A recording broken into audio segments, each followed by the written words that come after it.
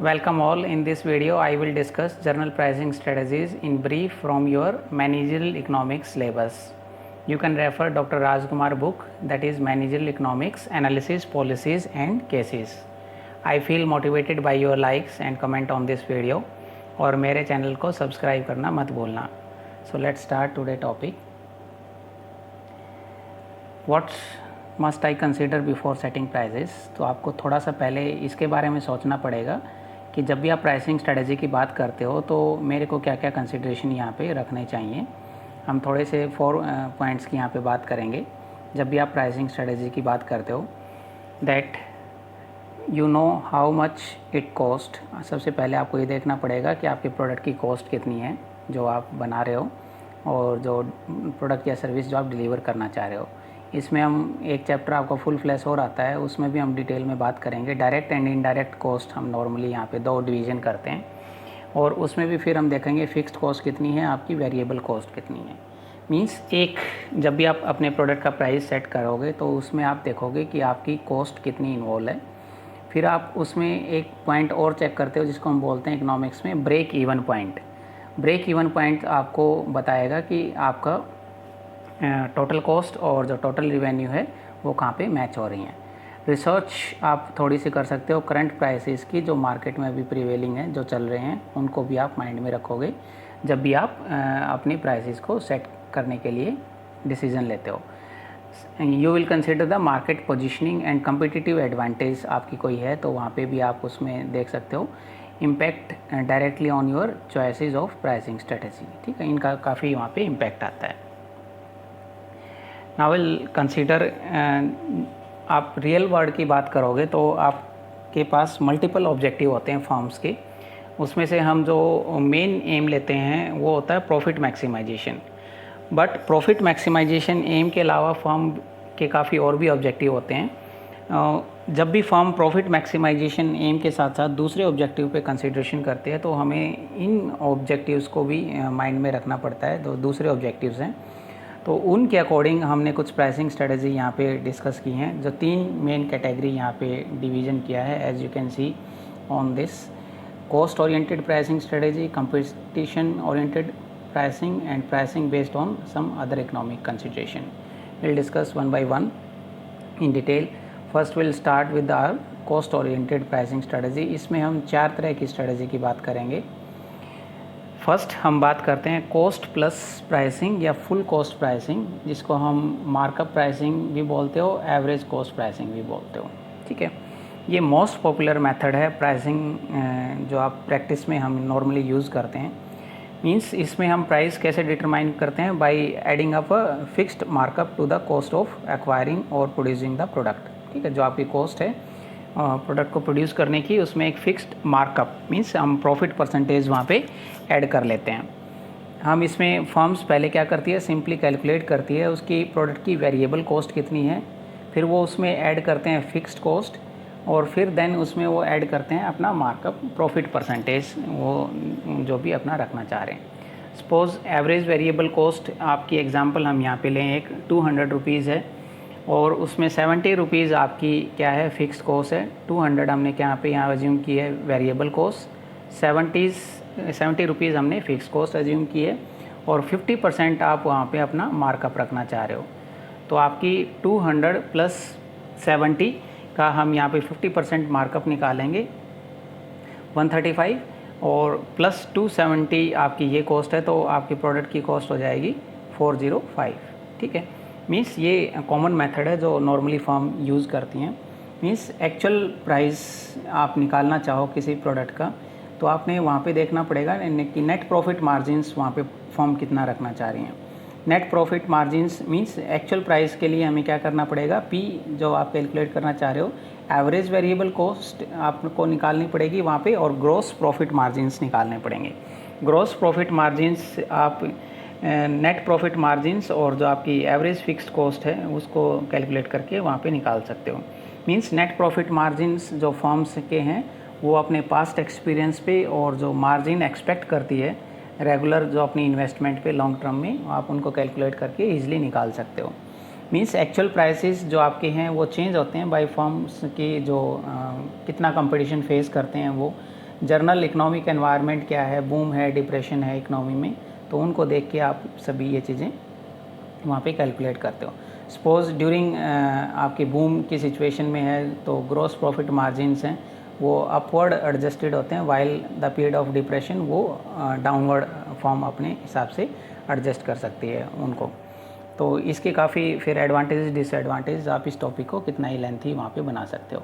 Second, जो cost oriented pricing strategy की हम बात कर रहे हैं, marginal cost as incremental cost और या डायरेक्ट कॉस्ट प्राइसिंग हम इसको बोलते हैं। इसमें आप क्या करते हो, it is based upon the incremental cost of production.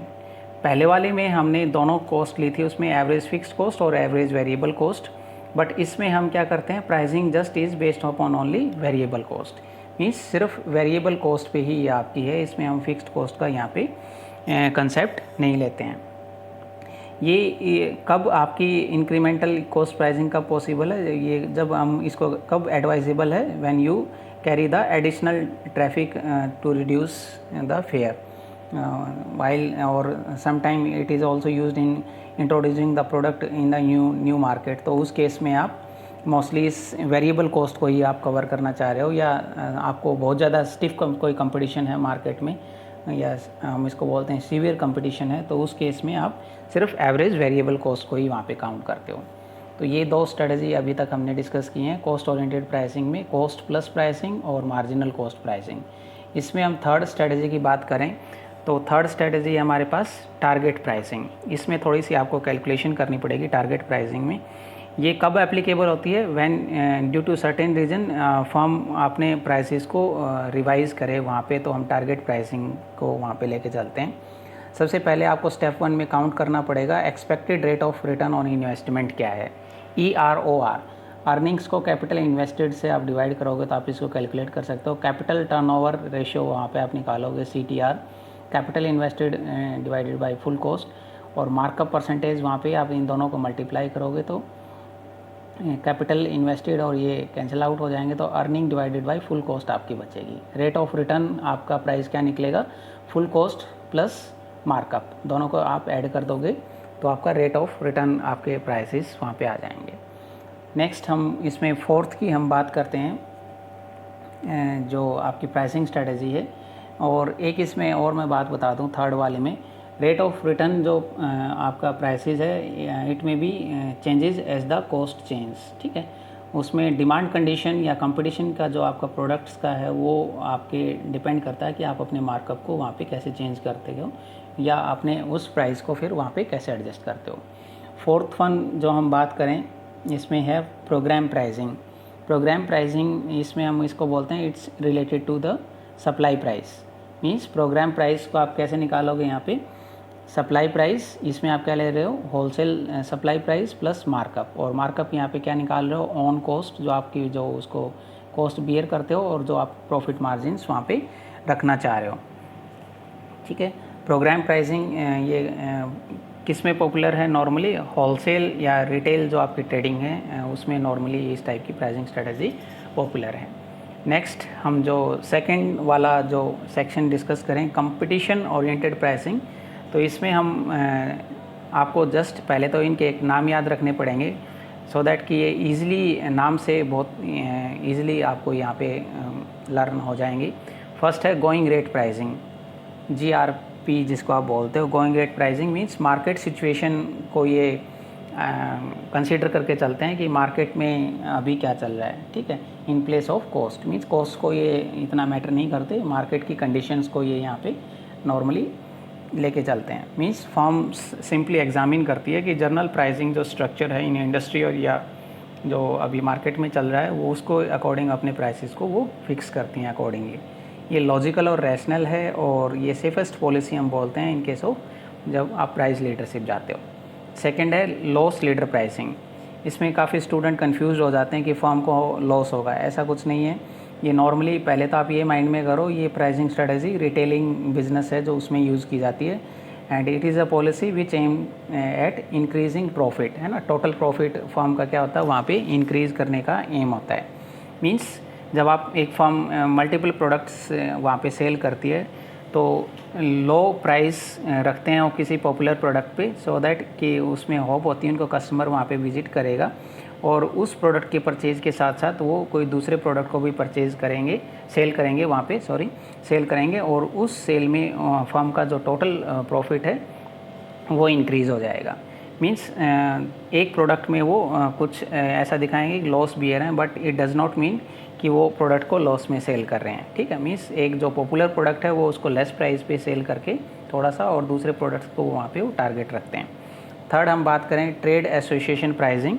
इसमें हम अब बात करते हैं कि अनसर्टेनिटीज़ को अवॉइड करने के लिए, या एक जो आपका डाउन ट्रेंड प्रेशर है कंपटीटर का, उसको अवॉइड करने के लिए आप एक एसोसिएशन क्रिएट करते हो। फर्म्स जो फ्रीक्वेंटली एग्री करती हैं कि वो अपने प्राइस को एक सिमिलर पैटर्न या एक लेवल पे रखेंगे, या आप थोड़ा सा हम आगे जब मार्केट स्ट्रक्चर की बात करेंगे तो वो कोलिजन या कार्टेल बना लेती हैं, तो उसके अकॉर्डिंग वो बिहेव करती हैं।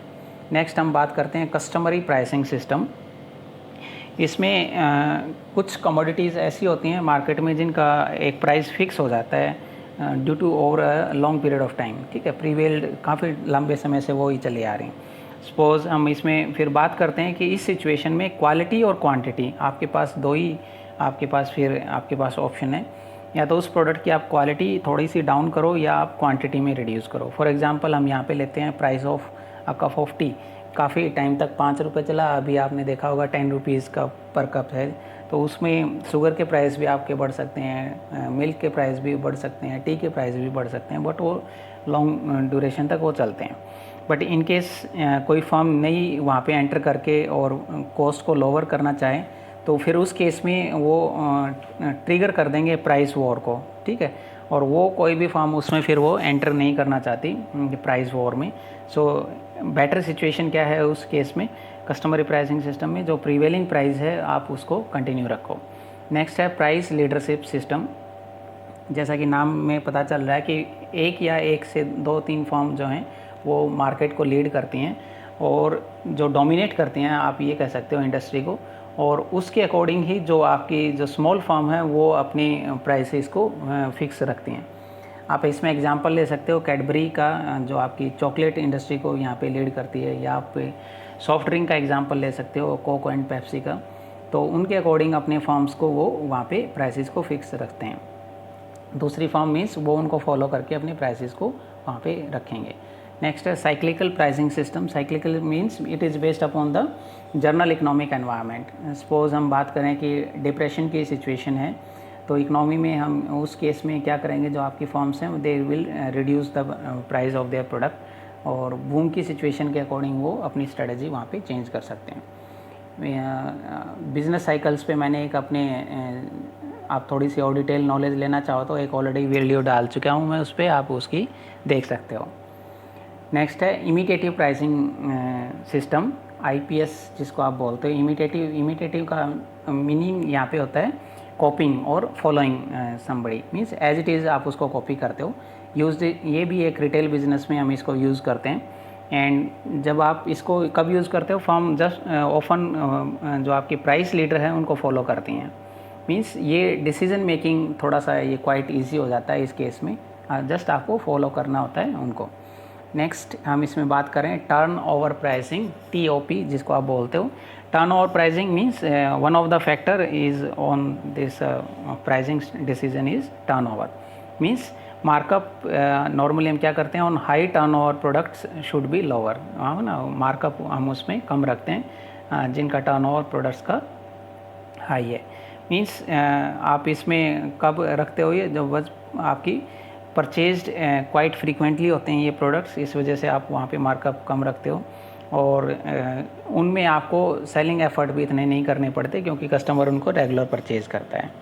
ये थी आपकी कुछ 7-8 जो हम pricing competition oriented pricing strategy की बात करते हैं। नेक्स्ट स्लाइड में हम बात करेंगे pricing based on other economic condition. इसमें हम फर्स्ट बात करते हैं एडमिनिस्टर्ड प्राइसिंग सिस्टम, APS जिसको आप बोलते हो। एडमिनिस्टर्ड प्राइसिंग सिस्टम में means government will fix the price, ठीक है, और control the prices of essential goods like fertilisers, coal etcetera, ठीक है। मीन्स पब्लिक डिस्ट्रीब्यूशन सिस्टम के थ्रू ही वो इनको डिस्ट्रीब्यूट करते हैं, पूरा कंट्रोल गवर्नमेंट वहाँ पे रखती है।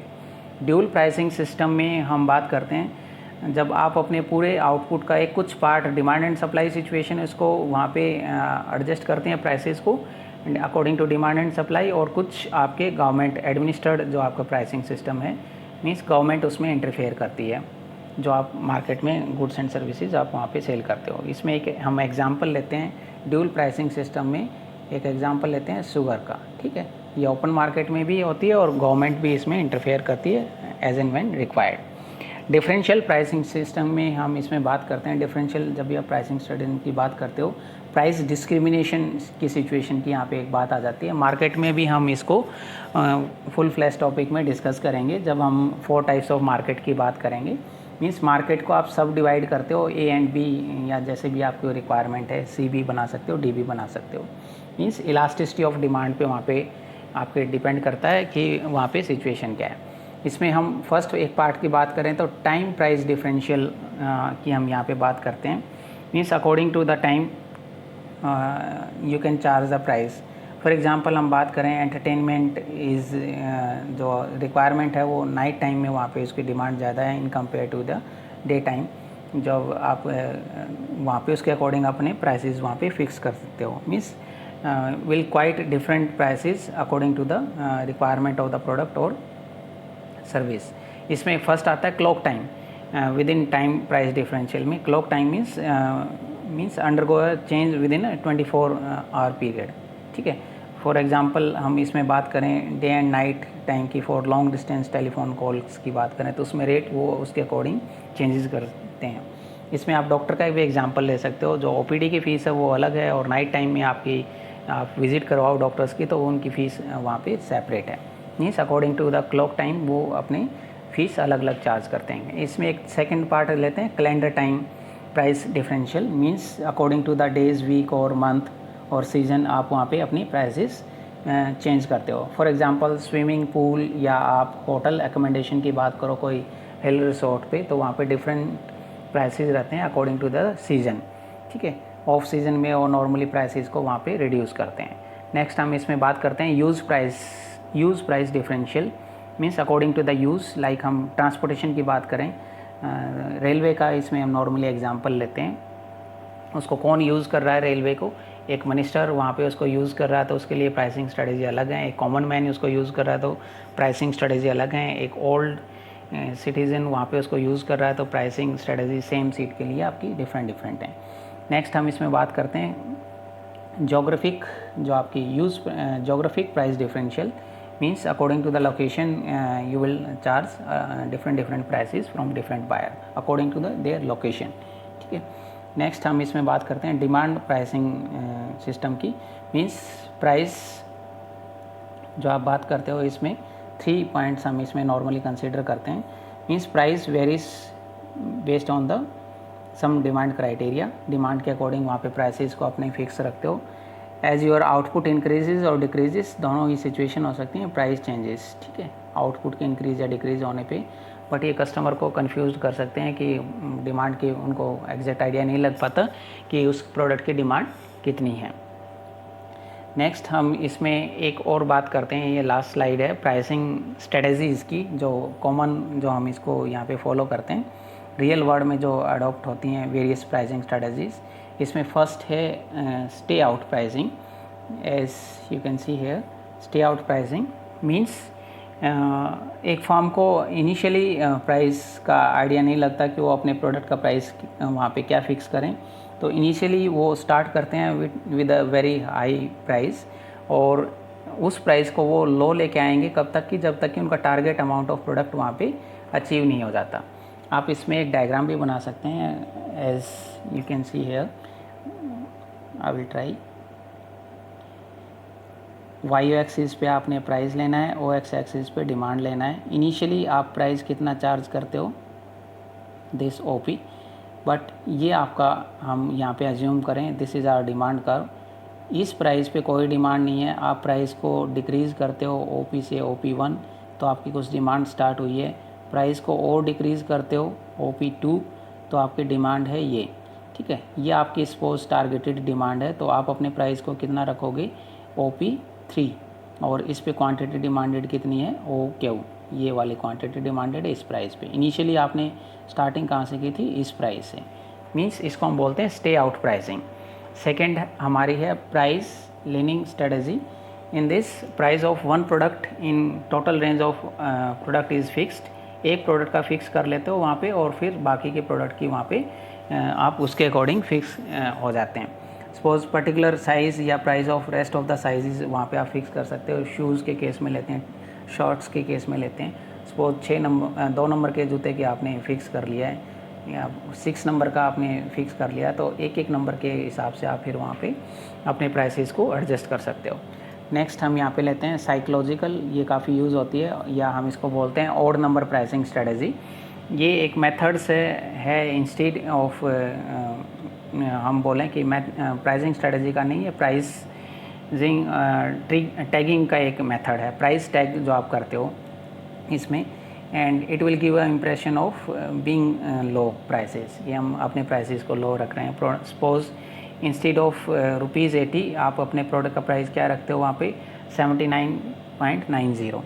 ठीक है, मीन्स साइकोलॉजिकल इम्पैक्ट आता है कस्टमर पे that price is in 70s rather then in 80s। वहाँ पे 80s में नहीं है। ठीक है, कंपनीज इसको काफ़ी यूज़ करती हैं। Instead of writing 1000 you are writing that our product cost is 999। ठीक है, वहाँ पे फिर आपके डिपेंड रहता है कि वो कौन सी आप उसमें ₹1 कम करके आप ये दिखाते हो कि हम 4 फिगर में नहीं है, 3 फिगर्स में हम वहाँ पे हैं। कुछ और भी प्राइसिंग स्ट्रेटजी यहाँ पे फॉलो करते हो, ब्रीफ में बिल्कुल आपको बताते हैं। एक है skimming pricing strategy. Aims at skimming the cream, means firm वहाँ पे एडवांटेज लेती है टारगेट जो सेगमेंट्स हैं उनकी विलिंगनेस से, that they are willing to pay high. But इसमें कुछ कंडीशंस हैं, लाइक डिमांड है जो रिलेटिवली वो इनइलास्टिक होनी चाहिए, यूनिट कॉस्ट है वो आपकी अनअफेक्टेड हो स्मॉल वॉल्यूम से, या अट्रैक्ट जो आपका कंपटीशन है वो ज़्यादा वहाँ पे अट्रैक्ट ना हो हाई प्राइस को देख के। सेकंड है इसमें पेनिट्रेशन प्राइसिंग। पेनिट्रेशन में हम क्या करते हैं, you will charge a low price and stimulate the demand for your product. Like इसमें भी कुछ 1-2 कंडीशंस हम ब्रीफ में बात करें। हाई प्राइस सेंसिटिव मार्केट वहाँ पे हो, आपकी economies of scale in production होना चाहिए, लो कॉस्ट जो लो प्राइस हैं आपकी जो डिस्करेज करें आपके नए एंट्रेंट्स को। प्रीमियम प्राइसिंग में हम बात करते हैं that you are giving a high price policy to enhance the quality image की, है हम क्वालिटी के प्रोडक्ट वहाँ पे प्रोवाइड करा रहे हैं प्रीमियम प्राइसिंग। शहनाज हुसैन के जितने भी आपके ब्यूटी पार्लर हैं वो प्रीमियम प्राइसिंग स्ट्रेटजी पे वहाँ पे काम करते हैं। फ्रैक्शन बिलो कंपटीशन, इसमें हम बात करते हैं the low pricing policy aimed at constant competitive pressure. ठीक है, अपने कंपटीटर पे प्रेशर रखने के लिए आप कॉन्स्टेंटली अपनी प्राइसेस को क्या रखते हो, बिलो रखते हो, ताकि वो वहाँ पे डिस्करेज होते रहें।